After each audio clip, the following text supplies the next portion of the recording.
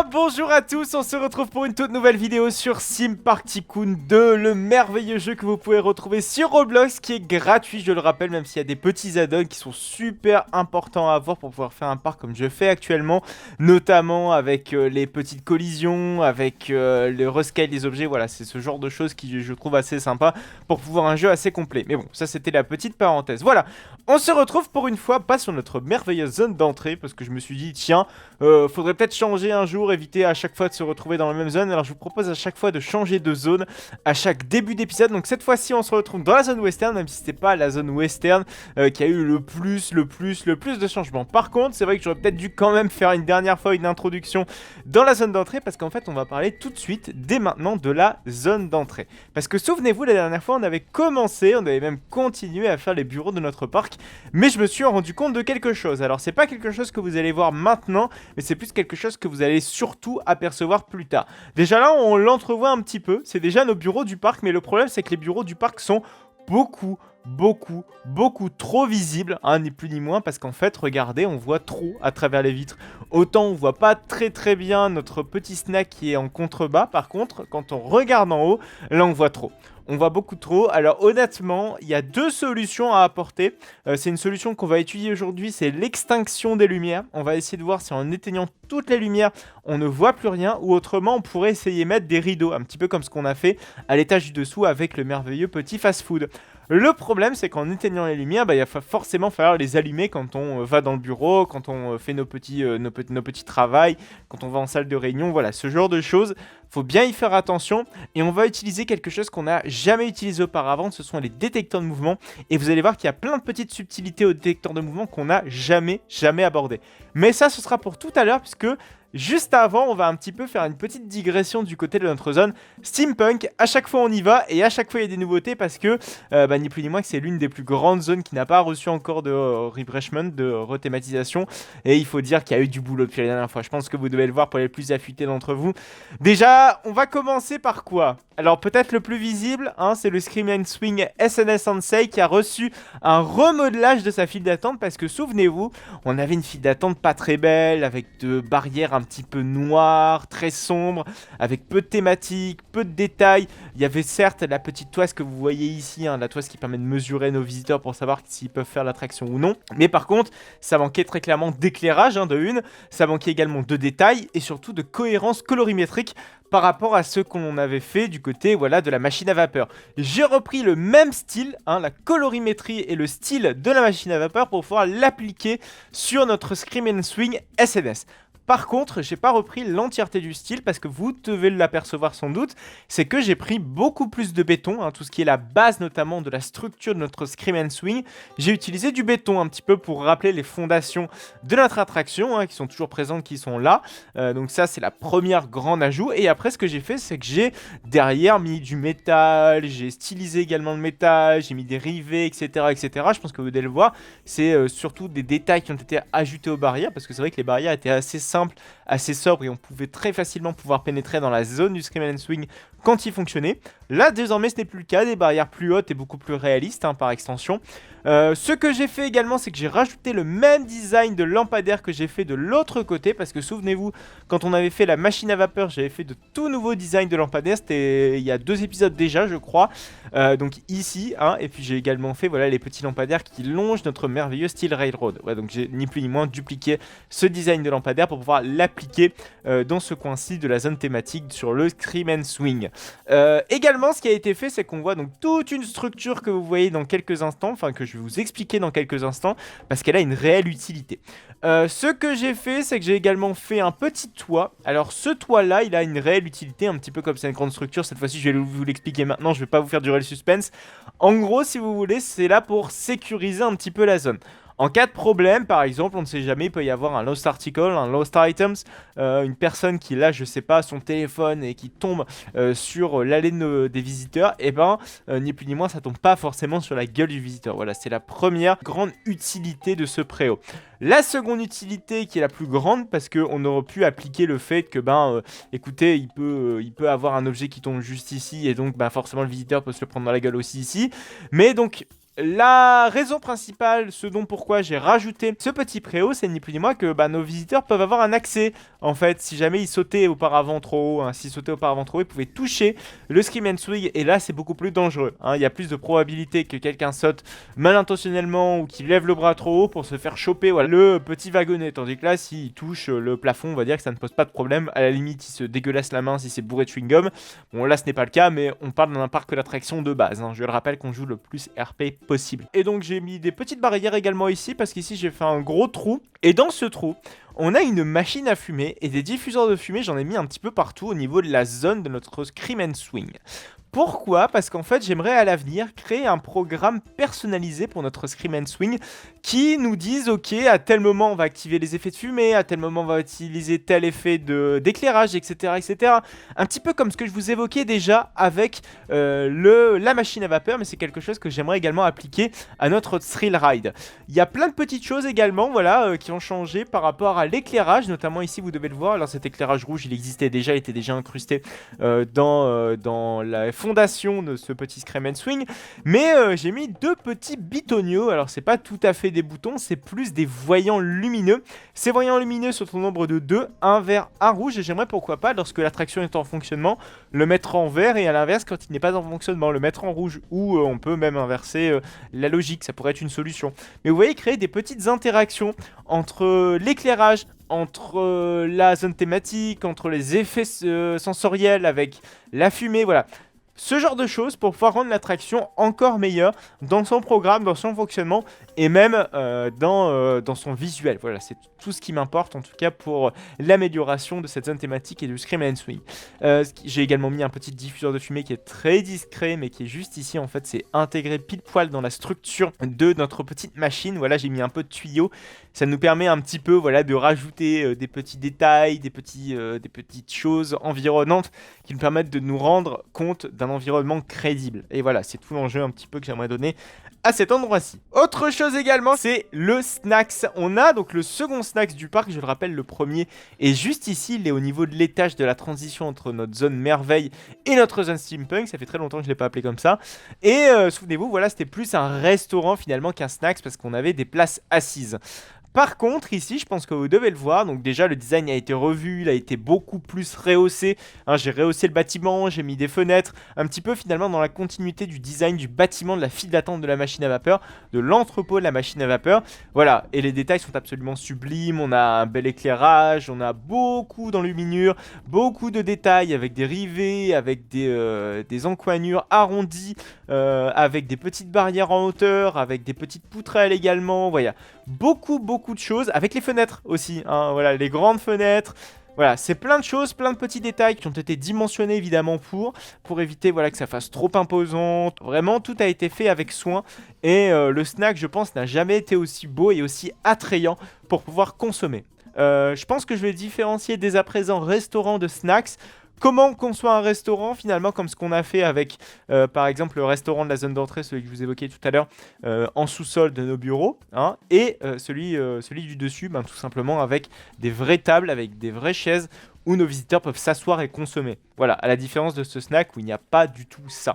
Vous voyez que les lumières sont allumées en permanence parce que tout simplement, généralement, même quand le soleil est au zénith ou même tout en haut là, malheureusement, ce snack était exposé plein nord, ce qui fait que du coup, le sous-sol n'est jamais ensoleillé, ou en tout cas en dessous du préau, il n'y a jamais de lumière, donc c'est pour ça que je garde les lumières constamment allumées. Voilà, également ce que j'ai fait, c'est que le bâtiment d'à côté, voilà, celui qui est juste à gauche, a un petit peu changé d'aspect.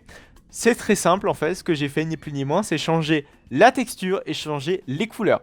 C'est uniquement ces deux choses-là que j'ai fait, que j'ai amélioré dans ce bâtiment-ci, parce que souvenez-vous, auparavant, on avait un bâtiment qui n'était pas du tout en raccord avec ce qu'on avait auparavant sur cette zone thématique, sur cette partie de zone thématique. C'était quelque chose de beaucoup plus orangé, très clair, qui vient un petit peu agresser les yeux.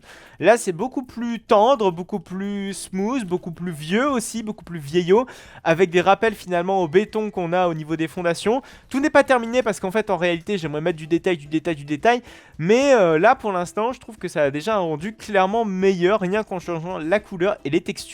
Ça, c'est très simple, n'hésitez pas à le faire, voilà, à bien mettre vos bâtiments en cohérence en termes d'esthétisme, de colorimétrie. Même si vous changez un petit peu certaines textures d'une attraction à l'autre, essayez de garder toujours le même esprit, que tout soit cohérent et tout soit un petit peu harmonieux. Souvenez-vous, ce bâtiment-ci était à la base prévu pour un Ice Stream Spinning Coaster, excusez-moi, puisqu'à la base, en fait, je voulais faire un Spinning Coaster, voilà, qui descendait comme ça en virage et qui aurait pourquoi pas sa montée et qui son layout au niveau du Dark Ride qu'on retrouve juste ici. Le problème, c'est que ce projet a été littéralement mis à l'abandon parce que on ne fait qu'attendre finalement ces Spinning Coaster de chez Warzone. On a construit à la place, qui était la dernière attraction en date, ce grand Screaming and Swing. Il serait peut-être temps d'en rajouter un de Flat Ride ou de nouvelles attractions parce que là pour l'instant ça commence à faire un long moment qu'on n'en a pas rajouté. Tout ça pour dire que voilà, ce bâtiment-ci finalement c'est un rappel parce qu'on avait déjà commencé à concevoir le bâtiment pour pouvoir faire une station de coaster. Ce bâtiment était fait pour faire accueillir une station de coaster, mais voilà, je pense qu'il était temps malheureusement de tourner la page et d'abandonner ce projet. Peut-être qu'il reviendra quand les Spinning Coaster Warzone existeront. Je parle du design amélioré, pas du design actuel qui est assez hasardeux. Mais voilà, ça ce sera pour une prochaine fois si je puis m'exprimer ainsi. Vous voyez, bon, tout ce qui est ici, ça n'a pas changé. Par contre, il y a eu un gros travail de redesigning. Je pense que vous ne le remarquerez pas forcément parce que en soi, le bâtiment n'a pas énormément changé en termes de design pur. Par contre, il a changé en termes de visuel, en termes de colorimétrie. Toujours de la même façon, j'ai changé les couleurs pour que ce soit en harmonie avec cette partie-ci de la zone. Que les poutrelles-ci ont été entièrement remodelées. En fait, vous ne verrez sans doute pas la différence parce que l'ancien design était exactement pareil que celui actuel que vous voyez en face de vos yeux. Ce qui est assez paradoxal finalement, mais j'ai voulu le refaire parce qu'il y avait quelques petites incohérences, parce que quand on s'approchait, on avait voilà quelques petits décalages, quelques petits trucs qui dépassaient. Voilà, désormais tout est propre, tout est net et tout est duplicable parce qu'en fait, les supports que vous voyez ici ont été dupliqués. Bam, ici pour faire la grande structure où j'ai posé mes petites machines à fumer et mes petites machines à effet pour notre petit Screaming and Swing. Et on a, voilà, j'ai juste modifié finalement la couleur du support central et le tout rend absolument, enfin c'est parfait quoi, mais j'adore ça. Après il y a encore un petit peu de boulot pour ce bâtiment-ci parce que vous voyez que c'est pas tout à fait en raccord et ça manque quand même un petit peu d'esthétisme relativement sympa. Vous voyez que désormais la zone elle est vraiment scindée en deux. On a une partie très claire avec de la brique rouge, avec du métal marronâtre.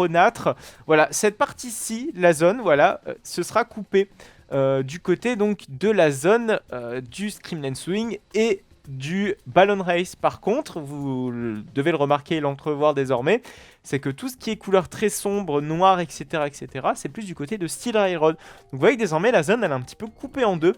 C'est fait exprès, c'est complètement voulu. C'est pour voilà, donner un petit peu une double zone, un petit peu comme finalement Exotic World à Walibi Belgium.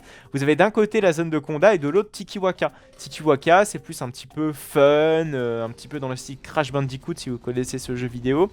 Et Conda, voilà, c'est plus tribal, beaucoup plus sombre, beaucoup plus inquiétant. À l'inverse, Tikiwaka, voilà, on est plus dans la confiance, la mise en confiance avec des couleurs beaucoup plus claires, de l'éclairage un petit peu cartoonesque, voilà.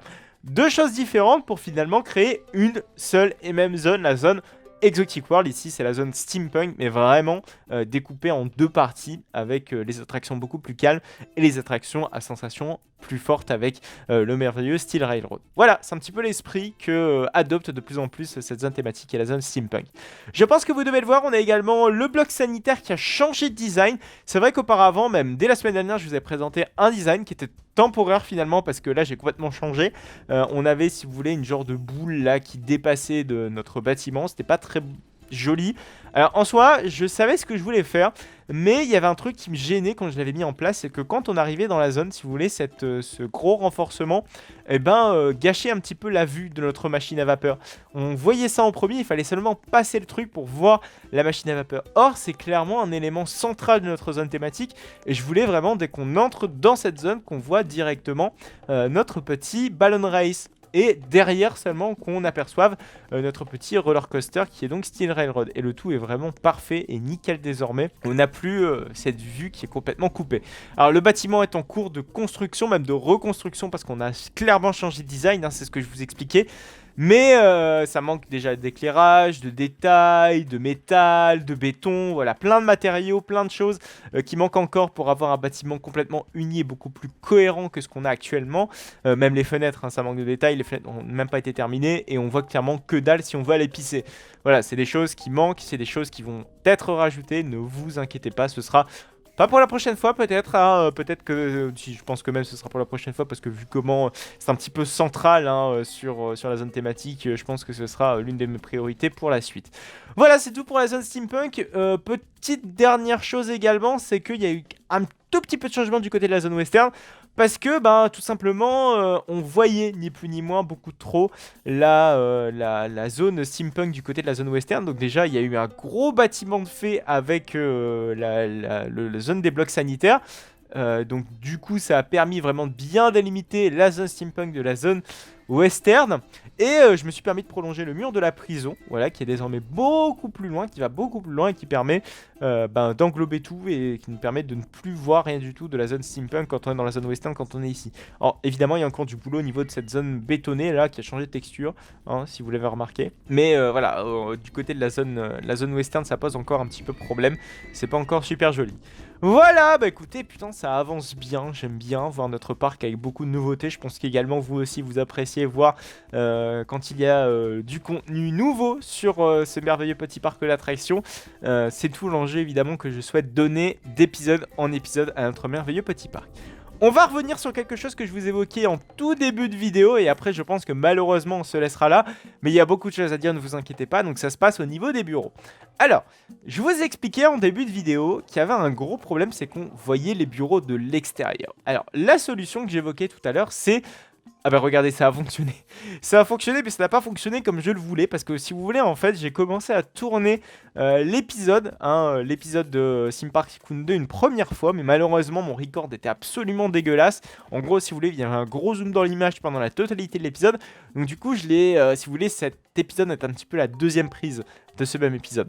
Et j'avais donc travaillé à l'éclairage de ce merveilleux petit bureau. Alors le problème c'est que en fait il y a énormément de paramètres que j'ai du mal un petit peu à cerner dans ces proximity sensors. Parce que en gros si vous voulez, donc déjà vous avez plein de paramètres de portée. Donc ça en gros c'est pas compliqué hein, que ce soit en axe Y, X ou Z. Voilà, c'est des paramètres assez banals finalement qu'on peut modifier. Par contre on a, voilà, quand vous pénétrez dans la zone, malheureusement vous ne pouvez pas dire à votre sensor allume toujours notre néon à tel moment, à tel endroit, de telle couleur. Malheureusement, c'est toujours une certaine temporalité. Par exemple, quand on va sélectionner nos néons, et ben, quand on va rester dans la zone, et ben, ni plus ni moins, ils vont s'allumer que pendant 2 secondes. Et malheureusement, ça, c'est pas ce que je veux. Moi, je veux que ce soit continuellement allumé. Alors, j'ai l'impression que ceux là-bas sont continuellement allumés. Ouais, non, enfin, bref, c'est complètement bizarre. Je pense que c'est quelque chose que je m'attarderai de mon côté parce que sinon ça va prendre un temps fou. Il y a beaucoup de choses à voir je pense au niveau de ces proximity sensors que je n'ai pas encore bien cerné. Mais ça ce sera pour plus tard. Déjà je pense que par rapport à l'épisode précédent vous voyez déjà beaucoup de changements. Ne serait-ce qu'au niveau de cette zone de bureau aussi. Regardez on a de beaux petits bureaux avec des chaises également. Avec des supports. Alors par contre il y a un petit problème au niveau des lumières. C'est que les lumières se cognent la gueule dans les supports. Donc ça c'est un petit problème, je pense qu'il va falloir corriger ça. J'ai également dupliqué l'armoire qu'on avait fait également de l'autre côté. Avec celle dans la zone de bureau de réunion. Donc j'ai ni plus ni moins dupliqué le design et je l'ai mis dans le couloir. Ça permet un petit peu de meubler, ça permet également de voilà d'avoir des choses un peu plus sympas. Ce qui serait bien, c'est également mettre des petits cadres au niveau de nos murs. Je pense que ça pourrait être super cool. Et également, j'ai fait 2 choses. Alors, c'est des choses que j'ai fait en inter-épisode, enfin même plutôt en épisode qui n'est jamais sorti. J'ai fait donc le bureau du secrétariat. Donc ce bureau donc servira donc à la personne qui va accueillir nos visiteurs, nos fournisseurs, nos clients. Et on a également le bureau du directeur, donc ce serait sans doute mon bureau, hein, si je la joue RP jusqu'au bout.